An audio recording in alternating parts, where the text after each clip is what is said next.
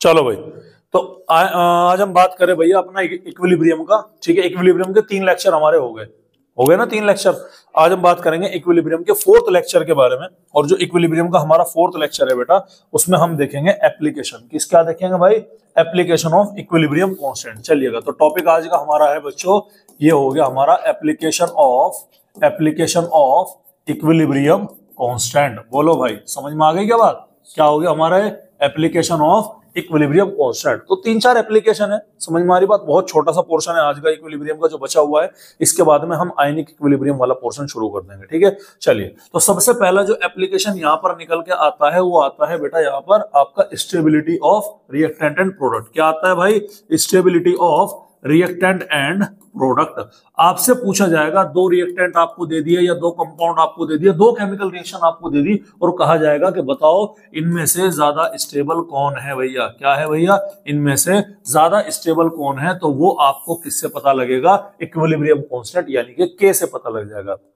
समझ में आ रही बात? अभी तक मैंने के कौन कौन से फॉर्मूले आपको पढ़ा दिए, वो मैं आपको देख लेता हूं। सबसे पहला मैंने फॉर्मूला आपको क्या बताया था कि KF अपॉन KB पढ़ा था, forward reaction upon backward reaction. ये क्या होता है? इसको हम इक्विलिब्रियम पर क्या बोलते हैं? KC बोलते हैं। अरे आएगी बात समझ में?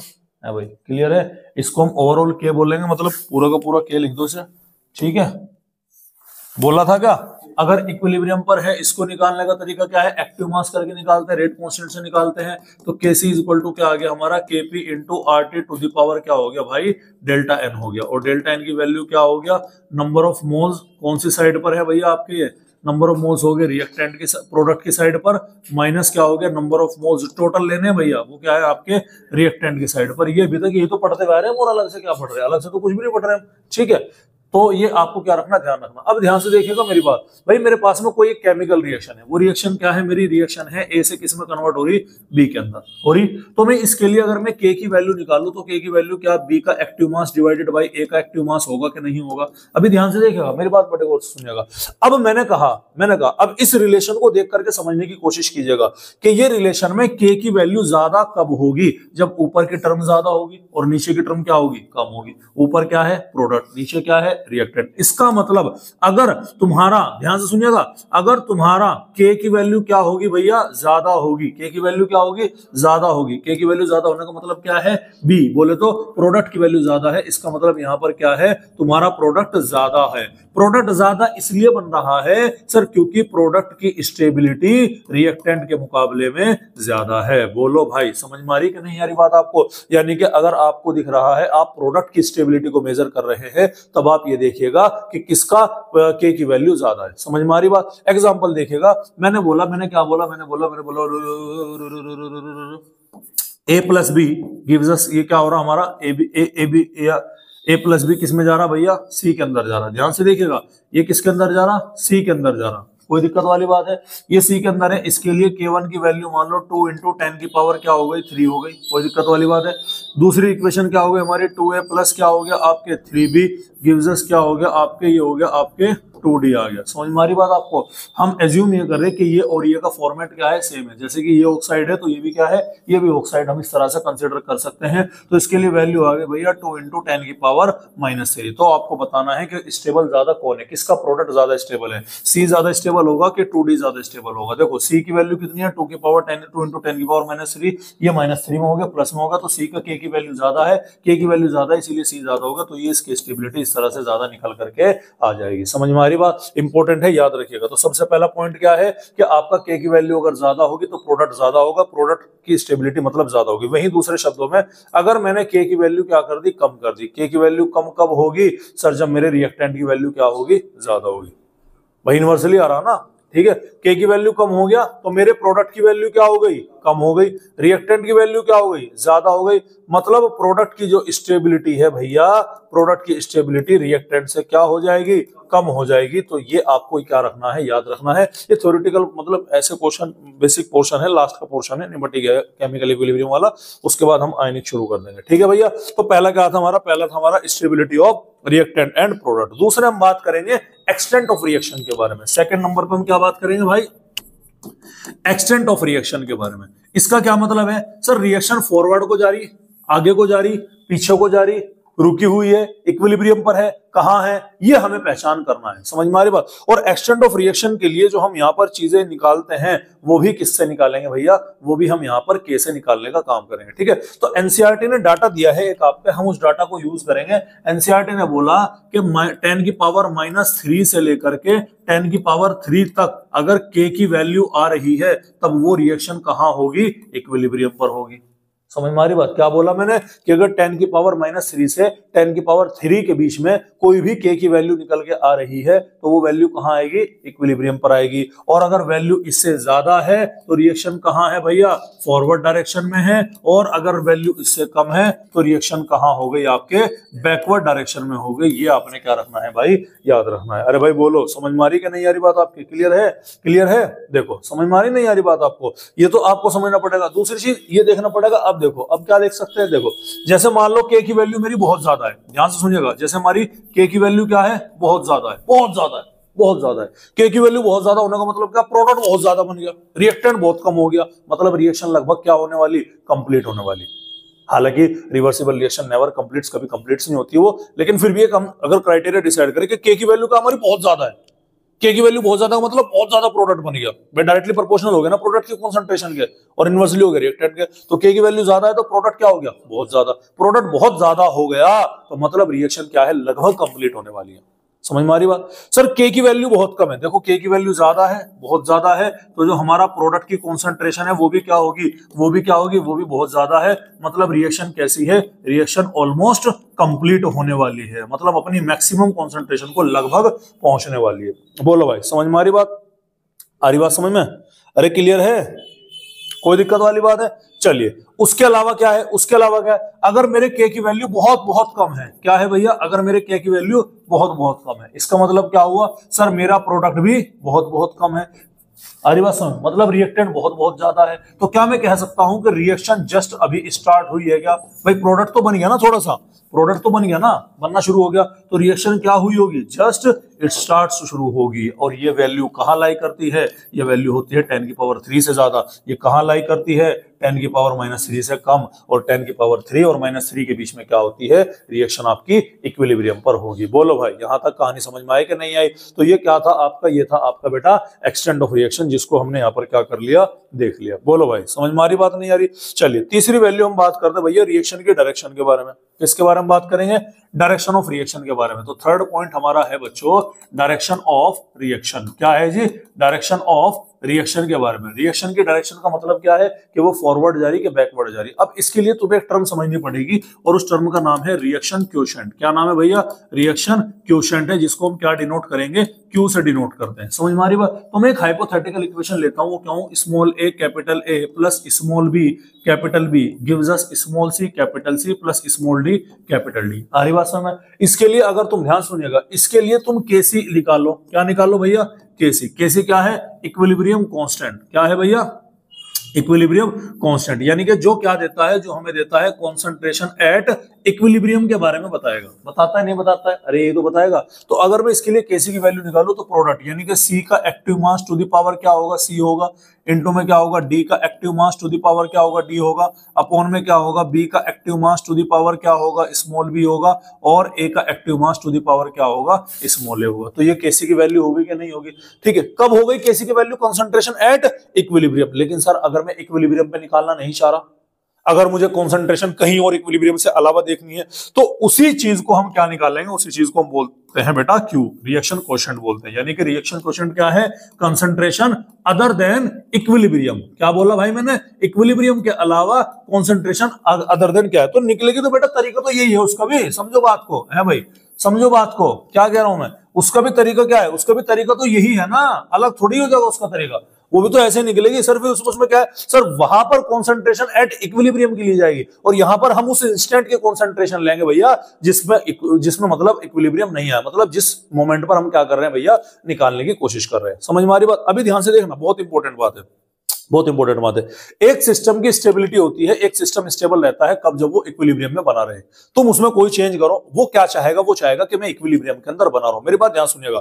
तो क्यू की वैल्यू क्या है, क्यू की वैल्यू है कि कंसंट्रेशन इक्विलिब्रियम से अलावा। अभी मेरी बात बड़ा गौर सुनिएगा। अब देखो, अगर क्यू की वैल्यू क्या बोला भाई मैंने, अगर Q की वैल्यू बराबर है Kc के तो क्या वो कंडीशन इक्विलिब्रियम की होगी कि नहीं होगी भाई। अगर Q बराबर Kc के मतलब इक्विलिब्रियम की कॉन्सेंट्रेशन होगी। अब ध्यान सुनिएगा, अगर Q की वैल्यू कम है किससे भाई, K से, ध्यान से सुनिएगा, Q की वैल्यू क्या है, कम है, ठीक है भाई, ये मेरा वैल्यू K है, ध्यान से सुनिएगा, तो इससे कम क्या हो गई, Q की वैल्यू हो गई, तो ये रिएक्शन क्या होना चाहिए, बढ़ना चाहिए, K की तरफ आना चाहिए, तो आगे जा रही कि रिएक्शन पीछे जा रही, आगे जा रही, तो रिएक्शन क्या होगी भैया, ये फॉरवर्ड डायरेक्शन में, यानी कि अगर Q की वैल्यू K से कम है तो रिएक्शन क्या होगी भैया, रिएक्शन होगी फॉरवर्ड रिएक्शन है, ठीक है सर। अगर Q की वैल्यू क्या है सर, K से ज्यादा है, तो ये क्या होगी, ज्यादा हो गई, अरे होगा नहीं होगी, ज्यादा से वापस कहां आना चाहिए, इक्विलिब्रियम में, तो ये कहां लेकर के आएगी, पीछे की तरफ, क्या बोलते हैं इसको भैया, बैकवर्ड होगी, तो ये रिएक्शन हमारी कैसी होगी भैया, ये रिएक्शन होगी हमारी बैकवर्ड रिएक्शन। बोलो भाई समझ में आई कि नहीं आई बात। तो Q बराबर है Kc के तो क्या मिलेगा, इक्विलिब्रियम है, Q की वैल्यू लेस देन है K से तो क्या मिलेगा आपके, ये आपके मिलेगा फॉरवर्ड रिएक्शन होगा, और ज्यादा होगी तो क्या मिलेगी भाई आपको, बैकवर्ड रिएक्शन। यहां पर आपको क्या रखना है भाई, ध्यान रखना है। समझ में आ रही बात समझ में, अरे क्लियर है, कोई दिक्कत कोई परेशानी वाली बात है। चलिए अब एक लास्ट टॉपिक यहां का बचता है, और उस लास्ट टॉपिक का नाम है ली चैटलर प्रिंसिपल। क्या नाम है भैया, ली चैटलर प्रिंसिपल। तो इसको हम देखेंगे, स्पेलिंग क्या है भाई ली चैटलर की, CHATE, अब जो भी है चलो, ली चैटलर प्रिंसिपल, ये हमारा लास्ट का टॉपिक है, छोटा सा टॉपिक है, कोई दिक्कत वाली बात नहीं, मेरी बात ध्यान सुनिएगा। इसके अकॉर्डिंग क्या है देखो, क्लियर है, कई सारे फैक्टर ऐसे हैं जो इक्विलिब्रियम को डिटरमाइन करेंगे। क्या बोला मैंने, कई सारे फैक्टर क्या है ऐसे हैं जो इक्विलिब्रियम को क्या करेंगे, डिटरमाइन करेंगे। अगर आप इक्विलिब्रियम का वो फैक्टर जो कि इक्विलिब्रियम को क्या कर रहा है, डिटरमाइन कर रहा है, अगर आप उसमें से किसी भी एक फैक्टर को डिस्टर्ब कर दोगे, क्या बोला मैंने भाई, इक्विलिब्रियम को डिसाइड करने वाले कई सारे फैक्टर है, और अगर आपने कोई भी एक ऐसा फैक्टर जो कि इक्विलिब्रियम को डिसाइड कर रहा है उसको क्या कर दिया, डिस्टर्ब कर दिया, तो क्या होगा, तो इक्विलिब्रियम हमारा शिफ्ट हो जाएगा। किस तरह से शिफ्ट होगा, इस तरह से शिफ्ट होगा कि जो इक्विलिब्रियम में डिस्टर्बेंस आ जाए है वो क्या हो जाए, न्यूट्रल हो जाए, उसका इफेक्ट नलिफाई हो जाए। समझ रहे कि नहीं समझ रहे, दोबारा सुनिएगा, इक्विलिब्रियम को एस्टेब्लिश करने वाले कई सारे फैक्टर हैं, अरे हैं क्या, तो वो फैक्टर क्या करेंगे, इक्विलिब्रियम को डिसाइड करेंगे। अब वही फैक्टर अगर चेंज हुए तो क्या इक्विलिब्रियम भी चेंज होगा क्या, जाहिर सी बात है। सर अगर आपने कोई भी ऐसा फैक्टर जो कि इक्विलिब्रियम को डिसाइड कर रहा है उसको चेंज कर दिया, तो इक्विलिब्रियम भी पहले की जगह से चेंज हो जाएगा, शिफ्ट होगा, किधर को शिफ्ट होगा, वो इस हिसाब से शिफ्ट होगा कि जो चेंज होने की वजह से डिस्टर्बेंस उसके अंदर आई है उसको क्या किया जा सके, नलिफाई किया जा सके, न्यूट्रल किया जा सके। यही क्या है भैया हमारा, यही हमारा आपका क्या होगा, ली चैटलर प्रिंसिपल होगा, ठीक है। तो लिखा भी है, if equilibrium is disturb by a factor which determine equilibrium then equilibrium shift in a direction such that effect of change can be nullified, जिससे इफेक्ट को क्या किया जा सके, नलिफाइड किया जा सके। कोई दिक्कत वाली बात है, अरे कोई दिक्कत वाली बात है, तो आप लिख सकते हैं यहां पर, डायरेक्ट लिख सकते हैं कि क्या है, कि इक्विलिब्रियम को डिसाइड करने वाले फैक्टर में चेंज करने पर इक्विलिब्रियम इस तरह से शिफ्ट होता है जिससे उस इफेक्ट को, चेंज होने वाले को नलिफाई या न्यूट्रलाइज किया जा सके। और यहां पर पढ़ाते पढ़ाते मेरे दिमाग में पकौड़ी की खुशबू चढ़ रही है, समझ में आ रही बात, चढ़ रही, सच में चढ़ रही भाई, और मेरे पेट में गुड़गुड़ होनी शुरू हो गई पकौड़ी की सॉन्ग सुन के। लेकिन हम इतने डेडिकेटेड है कि हम पहले पढ़ाएंगे फिर पकौड़ी खाएंगे, क्योंकि अभी कॉफी भी आने लग रही है, रास्ते में है, ठीक है। हाँ भाई यहां तक कहानी समझ में आ गई क्या, क्लियर है। चलो सबसे पहले हम देखेंगे चेंज इन कॉन्सेंट्रेशन। सबसे पहला क्या है भैया हमारा, सबसे पहला है बच्चों चेंज इन कॉन्सेंट्रेशन। कॉन्सेंट्रेशन में हम क्या करेंगे, चेंज करेंगे। आरी बात समझ, कॉन्सेंट्रेशन चेंज करेंगे, रिएक्शन को देखेंगे कि किसी को, हालांकि पढ़ लिया तुमने लेकिन अभी तुमने इसका इफेक्ट नहीं पढ़ा। देखो एक इक्वेशन है मेरे सामने, क्या है सर, ए से बी है, आ गया। इसके लिए अगर मैं के की वैल्यू निकालूं तो क्या निकलेगा, बी की कॉन्सेंट्रेशन डिवाइडेड बाई ए की कॉन्सेंट्रेशन। ध्यान सुनिएगा, अगर मैं बी की कॉन्सेंट्रेशन बढ़ा रहा हूं मतलब के की वैल्यू बढ़ेगी कि नहीं बढ़ेगी भाई, बताओ भाई, के की वैल्यू बढ़ेगी। अगर मैं बी की कॉन्सेंट्रेशन बढ़ा रहा हूं मतलब क्या होगा भैया, के की कॉन्सेंट्रेशन बढ़ेगी, के की कॉन्सेंट्रेशन बढ़ेगी, बी की कॉन्सेंट्रेशन बढ़ने का मतलब है कि प्रोडक्ट ज्यादा हो गया। अरे बोलो प्रोडक्ट क्या है भैया, ज्यादा है, और प्रोडक्ट ज्यादा है तो रिएक्शन कहां जाएगी भाई, बैकवर्ड में जाएगी। नहीं है समझ में बात, आ गई।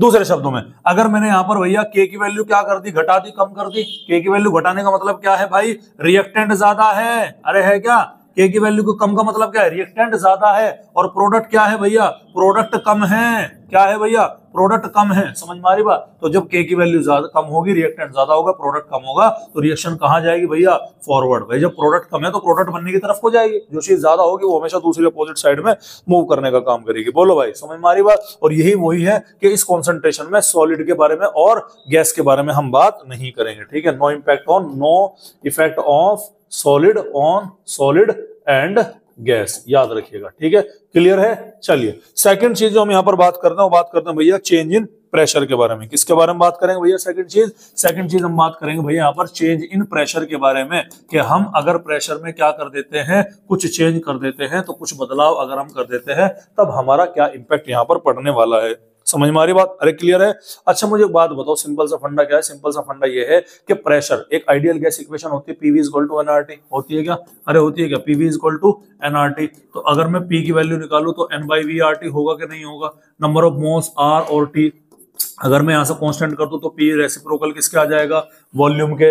यानी कि अगर मैं कभी प्रेशर को बढ़ाऊंगा तो मेरा वॉल्यूम क्या होगा भाई, कम होगा कि नहीं होगा। कॉमन सेंस की बात है, ध्यान से सुनिएगा। तो ये प्रॉपर्टी आपने क्या रखनी है, याद रखनी है। ये यहाँ भी काम आएगी हमारे और आगे भी हमारे काम आता है। समझ में आ रही बात, क्लियर है। तो बताओ अगर हमारा प्रेशर बढ़ गया, अगर हमारा क्या हो गया, अगर हमने प्रेशर बढ़ा दिया तो इक्विलिब्रियम उधर को शिफ्ट होगा जिधर नंबर ऑफ मोल्स क्या होंगे भाई, कम होंगे। समझ में आ रही बात। अगर मैंने क्या बोला, अगर हमने प्रेशर बढ़ा दिया, प्रेशर बढ़ाएंगे तो वॉल्यूम क्या होगा, कम होगा। तो रिएक्शन कहां जाएगी, ज्यादा वॉल्यूम करने पे जाएगी, नहीं जाएगी। और वो कब होगा, जब फॉरवर्ड रिएक्शन की तरफ को मूव करेगी। तो ध्यान से सुनिएगा, अगर मैंने प्रेशर बढ़ा दिया तो वॉल्यूम क्या हो गया, कम हो गया, रिएक्शन क्या होगी, फॉरवर्ड डायरेक्शन में जाएगी। क्योंकि ध्यान से सुनिएगा, क्योंकि फंडा ये है कि प्रेशर अगर हम बढ़ाएंगे तो इक्विलिब्रियम उधर को शिफ्ट होगा जिधर नंबर ऑफ मोल्स क्या होंगे, कम होंगे। क्या होगा, प्रेशर बढ़ाने पर इक्विलिब्रियम शिफ्ट किधर को शिफ्ट होता है भैया, where number of moles are less. Number of moles क्या होते हैं भैया, जहां पर